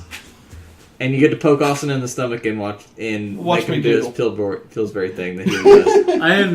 Only Dwayne can do that. I mean, like, I loved meeting the fans last year. We ran into a couple. I would love to. And we had just started. We only had just started then. We had like grown 3 episodes on freaking 5, 6 iTunes. By the time, I guess it was 4 or 5. But for Greg here, I think we should make an exception and do some sort of mail-in thing to get it stamped. That's true. Well, we can do a mail thing too. If people want to mail their cards in, we don't care. Anyways, yes, that is a good idea. We're going to look into getting a stamp in the ink pad. And I will carve that stamp by hand. It can't be that much to get a custom stamp. We get them at work all the time. There's no way they're expensive. We'll see. We'll look into this. Getting a stamp, and then Drew can carry it with him at Gen Con. And if you guys run into us, stop us, bring us all the value cards, and we will stamp approval. And that'll be Drew's little autograph. Do we need to wear "Hello, my name is" like stickers with our Dial H shirts? We could. Hi, my name is Drewster of Dial H. But anyways, so yeah, that's something to look into. You made me so happy. I can't. This smile isn't gonna. Drew's tearing up, Hunter. He's tearing up. No, I'm not tearing up. But fuck, man, that's great. All right, and then lastly for comics, I just wanted to quickly say I know we're going to be talking about Original Sin in 2 weeks. I know a lot of you guys are wanting to hear our thoughts on Original Sin and hear our thoughts whether you should start buying. We should probably read it. Buying it or not. It is really good. I like it so far, so check it out. And there's some interesting stuff going on. Plus, Nick Fury's back, which is awesome. Oh yeah, but the good Nick Fury. I wanted to talk about comics. I was on my honeymoon. Of course, I had a long plane ride there and back, and I had some free time from time to time to like tan and sit on the beach and read. And so I got a lot of reading done. I got all my Hellboy read and caught up. I'm all the way up to the new Hellboy in Hell. But if you guys don't read Hellboy, I know I schoolgirl giggle about him all the time, but that's one of the best books ever made. If you guys are interested at all, give Hellboy a try. It's funny because every time there's an AMA on Reddit from a comic book writer or something, and they ask them what their favorite comic is, almost every time they say Hellboy. It's amazing. I mean, it really is. It's very good. Very impressive. But anyways, a book I had read that I actually bought a long time ago. Somebody told me, "Hey, you got to read this book." And I bought the trade, and it's been sitting on my shelf, and I never actually ended up reading it until this weekend on the plane, was Goldfish. and it's written by Brian Michael Bendis, who I know all of you guys by this point Who is this Bendis fellow? You know who Bendis Who is. is Brian Michael? This was written before he got as popular with Marvel. I think he was still the working there, but he wasn't quite the guy the stature he is right now. Goldfish is a graphic novel in the truest sense of the term. It is not much of it is actual art compared to most comic books. And it's all in black and white. And it's a crime type drama. Basically, to set up the baseline, is that you're introduced to this character named Goldfish who's coming back to this town that it's obvious he grew up in 10, 15 years later. And you're introduced to all his friends, and they're kind of like catching up and reminiscing about old times. And you find out that he was that they're all used to be into some shady stuff, and a lot of them still are. And that he was like one of the best con men. He's a con man is basically what he is. Is he the Sawyer of this group? Yeah, he is very Sawyer-like. And so they reminisce about cool stories about them conning each other and stuff. And sidebar: are you finished with Lost? he is finished. I'm finished with Lost. I was disappointed. We'll get to that. We can have a quick Lost section. Okay.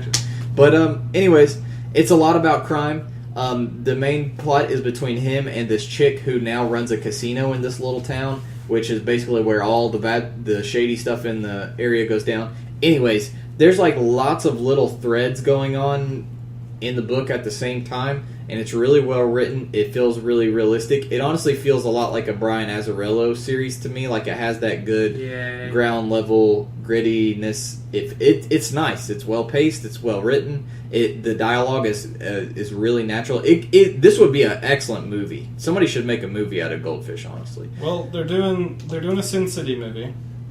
I mean, the crime dramas are really. They've already done Sin City. They're doing a new Sin City. They're doing Sin City too. Oh, finally? Finally. It's a Dame to Kill They've For. been talking forever about it. But if you guys are interested in books wasn't that? I don't know which number it was. It wasn't a Dame to Kill For. I don't know what it's called. I just know it's Sin City 2.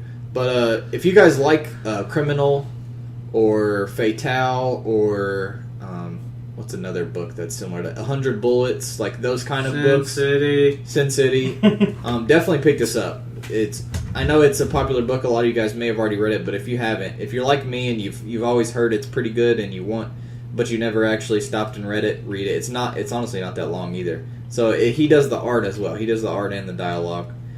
Very good. So pick that up, Goldfish. Pretty sure Dame to Kill For, by the way, is the one that was in the first movie with Marv. That's what it is. That's what I'm saying. It's a reboot of it. They're redoing it. But the first one was really good. Yes, it was extremely good. We should do other ones. Very, very short. Okay, but we'll go ahead. Very short. Before we sign off. If at this point you haven't seen Lost, we're going to be talking about Lost for a few minutes. So goodbye, have a great day. This was a great podcast, yada yada from the crew. Just close it now. So let's begin. I was disappointed in the ending until I watched the epilogue. Okay. There's an epilogue episode where they talk about Walt Jr. and how he's technically the one that's supposed to be the caretaker of the island. And it kind of explains a little bit of stuff, and it goes a little bit more of where the supply drops came from and crap like that. And it kind of wraps things up a little better. It was confusing. Like, even for me, where I was paying full attention that last season entirely, getting the gist of what was going on towards the end, I had to go to wikis and interviews and try to get the wrap-up of it. I couldn't imagine for people who were, not paying 100% attention how they kept up with it. I don't know, it was kind of anticlimactic at the end. I felt like they were just trying to wrap it up, and they just did. I used to joke on forums, be like, "Oh, are they going to go to heaven?" Yeah, they're going to go to heaven. Yeah, I liked it. Okay, I don't want to say I didn't like the way they wrapped it up. It felt very rushed, and that's exactly the feeling. And it was, yeah, exactly, it was. The whole show after the first two. The writer's strike is the critical part in when the show goes down. If you guys don't understand, this is probably there's no doubt about it. This is the show that was hurt the most by the writer's strike. It was a show that was almost perfect. Heroes got hit pretty bad, but it had some... But Heroes is meh to start with. Lost, the first 2 seasons of Lost, some of the best TV you'll ever watch in your entire life. It's And literally it just, the thing is, like, you can physically tell the point where the writer strike kicks in. Because all of a sudden, the character pieces, you get the Jack's tattoo episode. Which, I love the interviews with the producer and the director, because they talk about, if they could remove one episode from existence forever, that one's it. They're like, it was... Is it bad I can name that episode? Yes. Stranger in a Strange Land. Yes. It's season... It's like season 4 something. It's season 4, yeah. And the thing is, the way that episode is, you think it's such an important thing, but it's nothing. Like, it is absolutely nothing. It's Jack banging an Asian chick. And getting a tattoo. That is it. That is the whole damn episode. It was the worst. I don't know if it's... And that's when I started getting bored of Lost. That's when I had my burnout and I stopped watching it. Well, then I came back. Reading the interviews, the producer and director said the writer's strike definitely had a huge portion to do with it, but ABC was pushing for more fluff. They didn't want the series to keep advancing at the pace it was doing. And they kind of wanted them either... And the producers were like, we actually wanted to end it. So they kept going and kept going. I loved the Jacob versus the Man in Black story. See, that's what I was going to say. The whole war and the idea of it was awesome. Also, I really liked the last season. After the writer's strike, we get what is possibly the best character of the entire series in Daniel Faraday. I do love Daniel Faraday. But I like freaking... what's his name? The guy who says brother all the time. Desmond. I love Desmond. Yeah. There are so many good characters that get added. Gonna die, Charlie. There's so many good characters that get added. But I think overall, it was a good show. I definitely do not regret a minute I spent on it outside of the Jack's Tattoo episode. Dude, there were so many bad... Any Kate episode is not good. What? It's got fucking Kate in it. She's fine as hell. Dude, she's so fucking boring. I don't care. She's fine. Well, okay, I should say any Kate episode besides the one where like she kills her fucking stepdad. that was pretty sweet. It was a good series. It had a good run. I think they really could have wrapped it up a lot better than they did.